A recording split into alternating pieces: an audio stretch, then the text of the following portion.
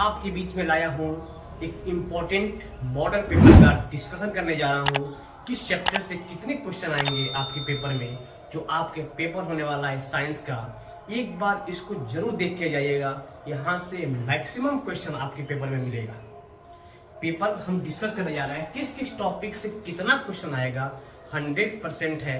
2 long याद करेंगे, 3 long याद करेंगे, उसमें कितने शॉर्ट भी बन जाएंगे और उसमें आपका कोई बन जाएगा क्या, MCQ multiple question choice question भी बन सकते हैं। आपके लॉन्ग टाइप क्वेश्चन बन सकते हैं, शॉर्ट टाइप क्वेश्चन बन सकते हैं, वेरी शॉर्ट टाइप क्वेश्चन। एक लॉन्ग में इतने बन सकते हैं, तो लॉन्ग को अच्छी तरह से प्रिपेयर कर लीजिए। और मैं डिस्कस करने जा रहा हूँ किस चैप्टर से कितने क्वेश्चन आएंगे। ठीक है, देखिए कुछ मॉडल पेपर है, आपसे रिक्वेस्ट है कि एक बार इसको पढ़ के जरूर जाइएगा। 100% जितने मेरे छोटे भाई एग्जाम देने जा रहे हैं क्लास 10th का, ठीक है, सबको आप शेयर कीजिएगा, सब लोग देख सके इसको, ताकि सबका पेपर अच्छा हो, 27 का पेपर अच्छा हो। दे के आए, यही हमारी उम्मीद है। हमारे भाई सब एग्जाम दे के आएंगे और पेपर उनका अच्छा होगा। ठीक है, पेपर को एक बार अच्छी तरह देख लीजिए। पेपर आपका आपके YouTube चैनल पे, जो आपका अपना YouTube चैनल है फिजिक्स बाय अमित सर, उसमें ये पेपर अपलोड किए हुए हैं। ठीक है, एक बार अच्छी तरह से ये देखिए, फिजिक्स का है और ये केमिस्ट्री का। वीडियो को पॉज करके पेपर नोट कर लीजिएगा। पेपर को अच्छी तरह से वीडियो को पॉज करके आप नोट कर लीजिएगा। ठीक है, यही पेपर है आपका, दिखाई दे रहा होगा ना अच्छी तरह से। चलिए हम डिस्कस कर दे रहे हैं, आपको दिखा दिए हैं। देखिए किस किस चैप्टर से कितने क्वेश्चन आएंगे मैं बता दे रहा हूं, उसी के अकॉर्डिंग आप तैयार कर लीजिएगा। जो बच्चे हमसे पढ़े हुए हैं ऑफलाइन में, वो भी अपने छोटे भाइयों या आपके जितने फ्रेंड होंगे उनका हेल्प कीजिएगा, शेयर कीजिएगा और कम से कम उनके पास पहुंचाइएगा जो बच्चे एग्जाम देने जा रहे हैं। ठीक है, 27 का पेपर सबका अच्छा हो, चाहे वो एग्जाम किसी भी डिस्ट्रिक्ट में दे रहा हो, सबका पेपर अच्छा होना चाहिए। ये मैं गारंटी के साथ कह रहा हूँ कि अगर आप पढ़ के जाएंगे तो 100 में 100 करके आएंगे, नहीं 100 तो 80% तो क्वेश्चन यहाँ से आपका आएगा ही आएगा। ठीक है, ये आपका पहला मॉडल पेपर है। मैं इसके बाद आपका सेकेंड मॉडल पेपर कल लाऊंगा। आपके पास टाइम है, अभी आपका 24 है, आज टाइम है, आज देख लेंगे इसको। 25 होगा, फिर 26 होगा, 27 को देने जाना है। तब तक आप अच्छी तरह से तैयार कर लेंगे, अगर पहले से पढ़े होंगे तब। ठीक है, चलिए डिस्कस करने जा रहा हूँ। देखिए किस किस चैप्टर से। पहला चैप्टर इंपॉर्टेंट मान रहे हैं हम क्या, पहला चैप्टर आपका है प्रकाश। ठीक है, पहला चैप्टर है आपका लाइट। लाइट ऐसा चैप्टर है जिससे एग्जाम में हर तरह से क्वेश्चन बनते हैं, चाहे वो थ्योरिकल बेस्ड क्वेश्चन हो और चाहे वो न्यूमेरिकल बेस्ड क्वेश्चन हो। मेरी बात समझ में आया? चाहे वो थ्योरिकल बेस हो चाहे वो न्यूमेरिकल बेस हो। मैं एक वीडियो और अपलोड किया हूँ, आप देख लीजिएगा। उसमें 2 ही टॉपिक, जो लाइट और इलेक्ट्रिसिटी, वही 2 टॉपिक है जिसका पूरा फार्मूला हम दे दिए हैं। उसी फार्मूले के बेस पे आपका न्यूमेरिकल पूछा जाएगा, उसको एक बार जो देखिएगा। ठीक है, और उन भाइयों तक पहुंचाइएगा जो एग्जाम देने वाले हैं 27 को।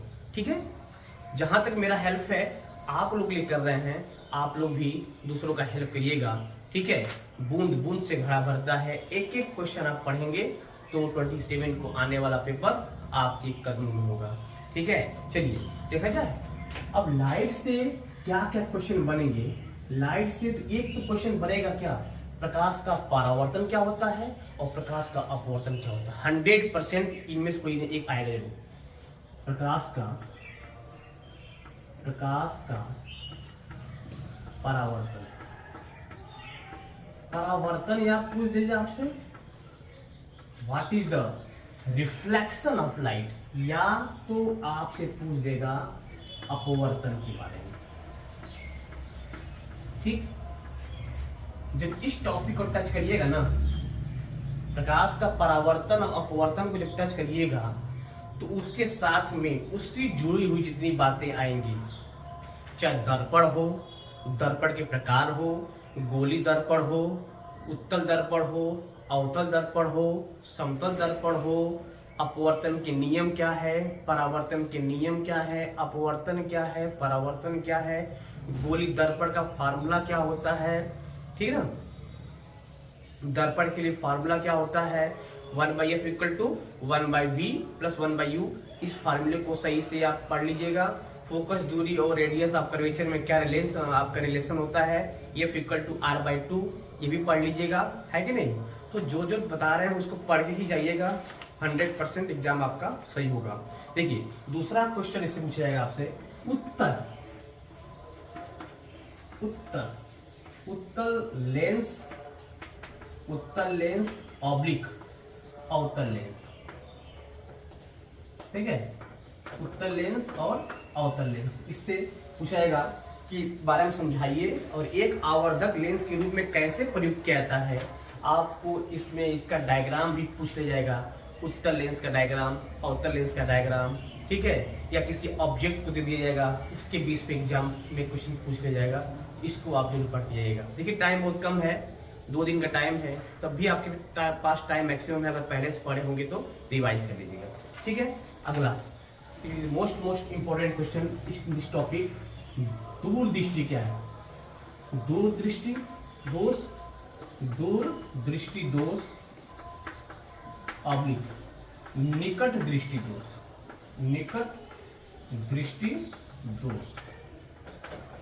ठीक है। दूरदृष्टि दोष क्या है, निकट दृष्टि दोष क्या है, लॉन्ग साइडनेस और शॉर्ट साइडनेस के बारे में पूछेगा, और इसकी निवारण के लिए क्या क्या उपाय करेंगे, कौन सा चश्मे में लेंस लगाते हैं, इस बेस पे क्वेश्चन आपसे पूछ सकता है। तो इसको भी आप पढ़ लीजिएगा अच्छी तरह से। इस चैप्टर से तो लाइट से तो इतना ही। हाँ, एक और देख लीजिए लाइट से, एक मानव नेत्र ह्यूमन आइज के बारे में पूछेगा। अगला ये सब लॉन्ग है, ये सब लॉन्ग टाइप क्वेश्चन है, एक लॉन्ग टाइप क्वेश्चन अगर आप पढ़ लेंगे, लॉन्ग टाइप क्वेश्चन आप पढ़ लेंगे, उसमें सभी क्वेश्चन आपके तैयार हो जाएंगे, चाहे वो शॉर्ट हो, चाहे वेरी शॉर्ट हो, चाहे आपका मल्टीपल चॉइस क्वेश्चन हो। मेरी बात समझ में आ रही है ना बाबू, ये सब पढ़ के जाइएगा, एग्जाम में 100% आएगा, ठीक। देखिए अगला है निकट दृष्टि दोष, हो गया आपका, समझाइए। और है मानव नेत्र, अगला पूछा जाएगा आपसे मानव नेत्र, क्या मानव नेत्र के बारे में समझाइए। अगर डायग्राम बनाना हो तो डायग्राम बना दीजिएगा, उसमें से अगर कुछ पूछ दिया जाए, देखिए डायग्राम बना के छोड़िएगा मत, डायग्राम बना लीजिएगा और डायग्राम बना के 2-4 के बारे में एक्सप्लेन कर दीजिएगा, ठीक है। 2-4 के बारे में आप एक्सप्लेन कर देंगे तो क्लियर हो जाएगा। मेरी बात समझ में आ रही है, इसको आप नोट कर लीजिए। ये हो गया, वीडियो को पॉज करके देखते रहिएगा सब कुछ, ठीक है। चलिए नेक्स्ट, तो लाइट वाले चैप्टर से इतना ही क्वेश्चन पढ़िएगा, ज्यादा नहीं। हाँ, एक क्वेश्चन आपको देखिए, कुछ क्वेश्चन मिलेंगे आपको फार्मूले बेस पे, न्यूमेरिकल के रूप में। और किस पर आएगा, इस पर 1/f equal to 1/v plus 1/u, ये दर्पण सूत्र होता है। कैसा होता है ये दर्पण सूत्र होता है। इसके बेस पर भी क्वेश्चन आपके एग्जाम में 100% पूछा जाता है। एफ दे दिया जाता है, आर दे दिया जाता है, ठीक है, या कभी कभी आर दे दिया जाता है, वी दे दिया जाता है, ठीक है, मतलब कोई 3 दे दिया जाता है तो आपको एक की वैल्यू निकालना होता है। इतना ध्यान दीजिएगा इस बात का कि जब भी न्यूमेरिकल लगाइएगा ना, तो उसमें एक बात ये क्लियर करना है कि क्या सभी के सभी क्वांटिटी सेम है कि नहीं। हो सकता है कि एग्जामिनर फंसाने के लिए कुछ दे देगा सेंटीमीटर पे, कुछ दे देगा आपको मीटर में, और आप जल्दीबाजी में क्या करेंगे, लगाना शुरू कर देंगे फार्मूले। अरे ये फार्मूला दिया ही है तो उसको उठा के रख दो। तो क्लियर कीजिएगा कि सभी के सभी यूनिट सेम होना चाहिए, या तो मीटर में या तो सेंटीमीटर में, अकॉर्डिंग टू क्वेश्चन। अंडरस्टैंड। चलिए, तो ये इस बेस पर भी क्वेश्चन पूछे जाएंगे आपसे, इसी फार्मूले पर। फार्मूला हम ऑलरेडी नोट किए हुए हैं, और ये फार्मूला और कर लीजिएगा, F इक्वल टू R/2। ये फोकल लेंथ और रेडियस ऑफ कर्वेचर के बीच में रिलेशन होता है। ये होता है रेडियस ऑफ कर्वेचर, जिसको हम लोग कहते हैं वक्रता त्रिज्या। क्या कहते हैं, वक्रता त्रिज्या। ये होता है फोकल लेंथ। क्या होता है, फोकल लेंथ जिसको कहते हैं फोकस दूरी। क्या कहते हैं? फोकस दूरी। तो इस पर भी क्वेश्चन आपसे पूछे जाएंगे आपके एग्जाम में, इसको भी आप नोट कर लीजिएगा, राइट। तो इलेक्ट्रिसिटी से, लाइट से इतने टॉपिक को आप तैयार करके ही जाइएगा, इसी में से क्वेश्चन आपको मिल जाएंगे मैक्सिमम, ठीक है। अब देखा जाए नेक्स्ट टॉपिक क्या है, इलेक्ट्रिसिटी। अगली टॉपिक जो है आपके पेपर में जो आने वाला है वह है आपका इलेक्ट्रिसिटी से क्वेश्चन आएंगे। देखिए 2 ही चैप्टर से तो हमको लगता है कि मैक्सिमम एग्जामिनर क्वेश्चन दे देता है पूछना। इलेक्ट्रिसिटी, इलेक्ट्रिसिटी से क्वेश्चन क्या पूछेगा? पहली बात की इंपॉर्टेंट क्वेश्चन है, ओम का नियम पढ़ लीजिएगा। ओम का नियम, ओम का नियम, यहां से क्वेश्चन पूछेगा ओम का नियम क्या है। और ओम का नियम अगर पता हो गया आपको तो करंट भी पता हो जाएगा, पोटेंशियल डिफरेंस भी पता हो जाएगा, है ना, रेजिस्टेंस भी पता हो जाएगा। और जब ये सब पता हो जाएगा तो वर्क आपका पूरा पोटेंशियल डिफरेंस का फार्मूला पता हो जाएगा क्या होता है, ठीक है ना, V = W/Q। नहीं, हाँ ठीक है, ठीक। ऐसे ऐसे टर्म में आएंगे फार्मूले। अभी आपको फार्मूला हम दिए होंगे टॉपिक पे, अलग अलग फार्मूले, उसको देख लीजिएगा। फिर अगला आपसे पूछा जाएगा आपसे इस टॉपिक से, हाँ, ओम का नियम क्या है, ओम के नियम की कुछ शर्तें हैं, लिमिटेशन पॉइंट है ओम के नियम का, वो भी देख लीजिएगा अच्छी तरह से। हाँ, अगला टॉपिक आएगा इससे वैद्युत विभव तथा वैद्युत विभवांतर की परिभाषा दी थी, ठीक है। पोटेंशियल और पोटेंशियल डिफरेंस के बारे में पूछेगा, what is the potential and what is the potential difference. ये भी क्वेश्चन आएगा आपका, वैद्युत विभव, वैद्युत विभव विभवांतर, विभवांतर, ठीक। इसका आपसे परिभाषा और इसका यूनिट पूछ सकता है, तो इसको भी आप अच्छी तरह से पढ़ लीजिएगा। अगला आपसे पूछा जाएगा दिष्ट धारा और प्रत्यावर्ती धारा में क्या डिफरेंट होता है ना, अल्टरनेटिंग करंट और डायरेक्ट करंट में क्या डिफरेंस होता है, ठीक है, इसको पढ़ लीजिएगा। नेक्स्ट टॉपिक क्या, दिष्ट धारा, दिष्ट धारा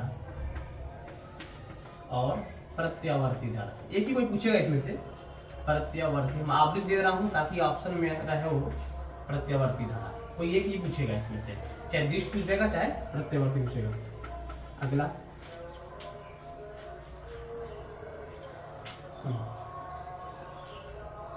देखिए, विद्युत मोटर एवं विद्युत जनरेटर, यहां से क्वेश्चन बनेगा। इलेक्ट्रिक मोटर और इलेक्ट्रिक जनरेटर पे क्वेश्चन बनेगा कि इलेक्ट्रिक मोटर इलेक्ट्रिकल एनर्जी को किसमें कन्वर्ट करता है, आपका मैकेनिकल एनर्जी में, और जनरेटर जस्ट इसका अपोजिट होता है, वो मैकेनिकल एनर्जी को इलेक्ट्रिकल एनर्जी में प्रोवाइड करता है या कन्वर्ट करता है। That is principle. उसका स्ट्रक्चर क्या होता है, आर्मेचर क्या होता है, ब्रश कहाँ लगा होता है, ठीक है, उसमें रिंग कहाँ होता है, ये सब पढ़ के जाएगा। क्वेश्चन एक जरूर 100% आएंगे और लॉन्ग टाइप आए क्वेश्चन, ठीक है, लॉन्ग टाइप के क्वेश्चन आपसे पूछा जाएगा। अगला क्वेश्चन पूछेगा आपसे धारावाही परिनालिका के बारे में। तो ये विद्युत मोटर, विद्युत मोटर आब्लिक जनरेटर या जनित्र दिया था ना, जनित्र का नामांकित, क्या नामांकित चित्र बनाइए, चित्र बनाइए और साथ में समझाइए भी, उसको समझाइए, मतलब क्या क्या इसमें लगा रहे हैं, ठीक। चित्र बनाएंगे आप तो उसमें क्या क्या यूज किए हैं, क्या क्या कैसे किस डायग्राम बना हुआ है, तो डायग्राम के बारे में आपको बताना है क्या क्या होता है, राइट। इसको नोट करिए। और भी है, वीडियो को पॉज करके ही देखिएगा।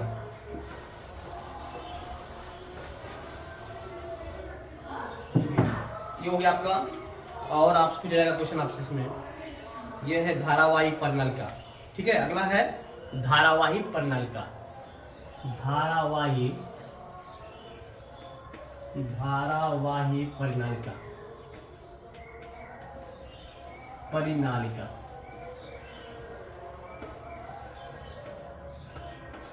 धारावाही परिनलिका के बारे में कुछ पूछा जाएगा, ये भी क्वेश्चन इंपॉर्टेंट है, नोट कर लीजिएगा। धारावाही परिनलिका क्या है? चुंबकीय क्षेत्र, जो आपका मैग्नेटिक फील्ड नेक्स्ट टॉपिक है चुंबकीय क्षेत्र का, ठीक है। चुंबकीय क्षेत्र का टॉपिक है ये। धारावाही परिनलिका का क्या नामांकित या धारावाही परिनलिका में चुंबकीय क्षेत्र रेखाएं खींची। धारावाही परिनलिका में चुंबकीय क्या कीजिए? क्षेत्र खींचिए, चुंबकीय क्षेत्र खींचिए, ठीक।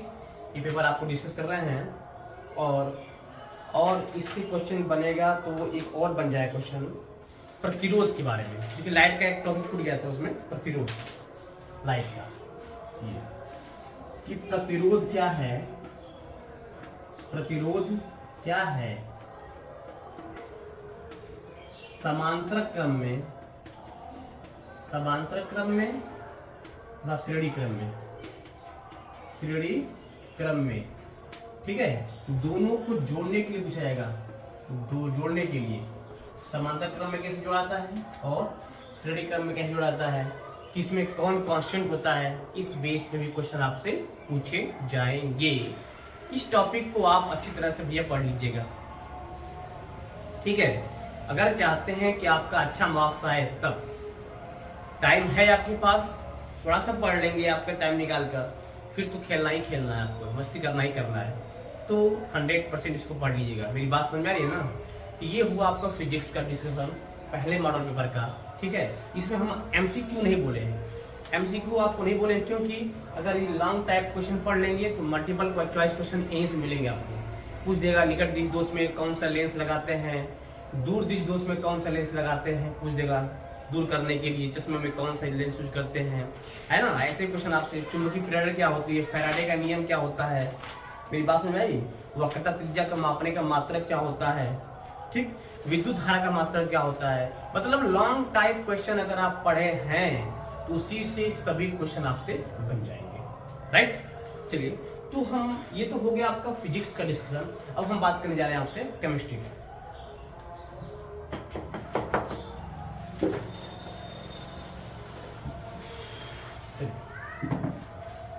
देखिए, आपका पेपर अच्छा हो जाए, इससे अच्छा और खुशी क्या हो सकती है। चलिए, यह है आपका केमिस्ट्री। केमिस्ट्री में कुछ रिएक्शन होंगे केमिस्ट्री का पेपर में। केमिस्ट्री में देखिए, पहला टॉपिक दिया हुआ है रिएक्शन, केमिकल रिएक्शन के बारे में दिया हुआ है, रासायनिक श्रेणी के बारे में दिया हुआ है। तो केमिकल रिएक्शन में पहला ही सवाल आपसे अगर एग्जाम में पूछा जाएगा कि संतुलित रासायनिक समीकरण क्या है, पहला सवाल ही आपसे पूछा जाएगा कि संतुलित रासायनिक श्रेणी क्या है। पहला क्वेश्चन आपसे पूछा जाएगा कि संतुलित रासायनिक श्रेणी क्या है, रासायनिक श्रेणी क्या है, श्रेणी क्या है, ठीक। रासायनिक समीकरण को संतुलित कैसे किया जाता है, पहला क्वेश्चन, रासायनिक समीकरण को संतुलित कैसे किया जाता है, एक क्वेश्चन पढ़ लीजिएगा। रासायनिक गुणधर्मों के आधार पर धातु और अधातुओं के बारे में पूछेगा आपसे। दूसरा क्वेश्चन पूछेगा धातु के बारे में, धातु / अधातु के बारे में। धातु क्या होते हैं, अधातु, इसके गुणधर्म बताइए। धातु कहाँ रखा गया है, किस ब्लॉक में रखा गया है, किस ब्लॉक के किस पीरियड में रखा गया है, किस ग्रुप में रखा गया है, कितने ग्रुप होते हैं, कितने पीरियड होते हैं, आगे पढ़ाएंगे हम, और आगे पढ़ाएंगे, आगे दिया हुआ है आपका। पढ़ाने के लिए तो टॉपिक हम पढ़ा चुके हैं पहले से ही, ठीक है। आज आपको हम मॉडल पेपर प्रोवाइड कर रहे हैं, देखते हैं कितना आप करके आते हैं, ठीक। दूसरा, आधुनिक आवर्त नियम क्या है, it is the most important question. आधुनिक आवर्त नियम, आधुनिक आवर्त नियम। देखिए, सीबीएसई के बाद यूपी बोर्ड का पेपर खत्म हो जाने के बाद सीबीएसई बोर्ड का इंपॉर्टेंट टॉपिक स्टार्ट करेंगे हम। जो उनका एग्जाम होने वाला है साइंस का, मैथ का, वो भी हम मॉडल पेपर आपको प्रोवाइड कराएंगे। जो बच्चे सीबीएसई बोर्ड में हैं, जो बच्चे यूपी बोर्ड में हैं, वो एक बार उनसे कह देंगे इस चैनल को सब्सक्राइब कर लेंगे, ताकि उनके पास नोटिफिकेशन चला जाएगा, ठीक है। जल्दी ही हम सीबीएसई बोर्ड का क्लास 10th का और क्लास 12th का पेपर, मॉडल पेपर लेके आ रहे हैं। आप उसको एक बार देख के जाइएगा। ये मान चलेगा कि उससे नहीं पूरा क्वेश्चन तो 50% तो आपको मिलना ही मिल रहेगा, 100% है। अब जितना भाई, अब ये तो है नहीं कि हम पेपर लेके तो बैठे हैं नहीं, ठीक है, अपना अनुभव अपना एक्सपीरियंस के अकॉर्डिंग इसको बना रहे हैं, तो कुछ ना कुछ क्वेश्चन तो मिलवे करेंगे आपको। क्या आधुनिक आवर्त नियम क्या है? आवर्त सारणी के किसी आवर्त में बाएं से दाएं जाने पर परमाणु की त्रिज्या में क्या परिवर्तन होता है? अगर क्लास आप लोग पहले से किए होंगे कि एटॉमिक रेडियाई कब बढ़ता है कब घटता है, परमाणु का आकार बढ़ता है, लेफ्ट टू राइट क्या होता है, आकार घटता है, टॉप टू बॉटम क्या होता है, बढ़ता है ना, टॉप टू बॉटम आता तो बढ़ता है। जब आपका साइज घटेगा तो रेडियस भी क्या होगा, घटेगा। इसी के बारे में पूछेगा कि मॉडर्न पीरियोडिक टेबल क्या होता है, किसने दिया था, इसके बारे में पढ़ लीजिएगा। अगर आप पूछेगा आपसे अम्ल के बारे में, अम्ल क्या है, ठीक है, अम्ल क्या है, ये कितने प्रकार के होते हैं, इनके गुणों की व्याख्या कीजिए। अम्ल क्या है, ठीक है, और इनके प्रकार को पढ़ लीजिएगा, कितने प्रकार के होते हैं और इनकी क्या प्रॉपर्टी है, प्रॉपर्टी पढ़ लीजिएगा, राइट। अगला pH, power of hydrogen, pH का मान क्या होता है, पीएच का अर्थ बताना है आपको, पीएच का अर्थ क्या है, ठीक है। इस बिलियन का पीएच क्या होगा, पहला पूछेगा पीएच का अर्थ क्या है, कुछ बिलियन दिए रहेंगे, जैसे जो बिलियन उदासीन रहेगा, जो बिलियन क्या रहेगा, उदासीन, उदासीन बिलियन का पीएच क्या होगा, पहला।